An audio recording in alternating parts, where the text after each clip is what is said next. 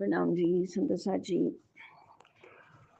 बड़े महाराज जी श्री राम रतन दास जी की आशीर्वाद से, उनकी मेहर से जो कल की बीतक में हमने जिस सत्य को जाना, जिस शिक्षा को जाना, वो वैसा ही है जैसा महामती जी ने हमें अपनी वाणी में समझाया कि ज्यों जानो त्यों रखो, धनी तुम्हारी में है। लेकिन ये अवस्था बहुत गहरी है, बहुत ऊंची है। जब नज़र में केवल परमात्मा है और उससे मिलन की चाहना ही चाहना है, उसके सिवा कुछ भी नहीं है। अब यहाँ महाराज जी के जीवन में तन पर एक कपड़ा भी नहीं है, लंगोटी जो जीन थी अब वो भी नहीं है। लेकिन महाराज जी किसी से मांगते नहीं हैं। एक दो महात्मा उन पर व्यंग भी करते हैं कि इतने सेठ पड़े हैं जिनकी गिनती ना हो पाती है, तुमसे एक लंगोटी उनसे जाकर मांगी नहीं जाती है।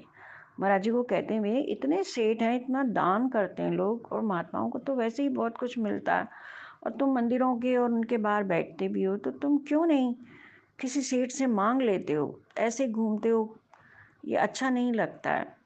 लेकिन महाराज जी उनसे कुछ बोले नहीं, लेकिन अपने मन में ये विचार करने लगे कि मैं जिसकी खोज में घूम रहा हूँ, जिसके कारण मेरी ये दशा है, वो तो आँखों वाला है ना, उसको तो दिखता होगा ना। वो तो दुनिया के हर व्यक्ति की हालत जानता है।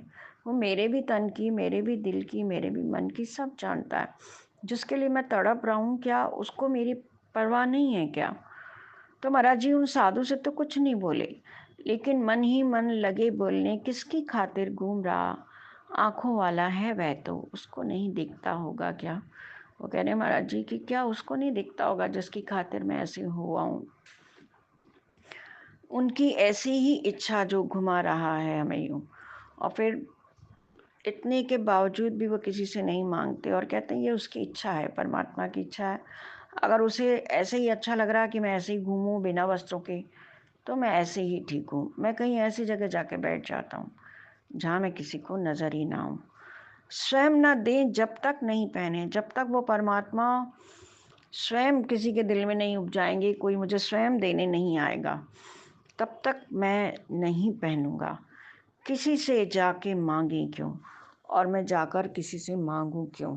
जब परमात्मा मेरे देखने वाला है, मेरे जीवन को चलाने वाला है, मेरे दुख सुख को देखने वाला है, तो मैं किसी से क्यों मांगूं? मेरी स्थिति का उसे भी तो पता है। तो सुंदर सा जी कितनी बड़ी बात की। महाराज जी के पास एक वस्त्र भी नहीं है, और तब भी वो हर चीज़ परमात्मा पे छोड़ रहे हैं कि वो भी तो देख रहा है। अगर उसको ऐसा लग रहा है कि मैं ऐसे ही अच्छा हूँ, उसकी अगर यही इच्छा है, तो मैं उसी में खुश हूँ।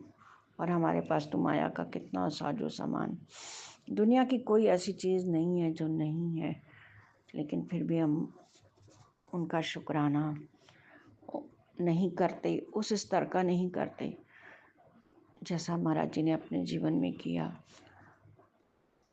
तो संतोष परम धन, संतोष परम सुख। और अपने लक्ष्य के आगे महाराज जी ने कितनी कठिन साधना की, कितने कठोर पथ पर चल रहे हैं हम संयम की खातिर। प्रणाम जी।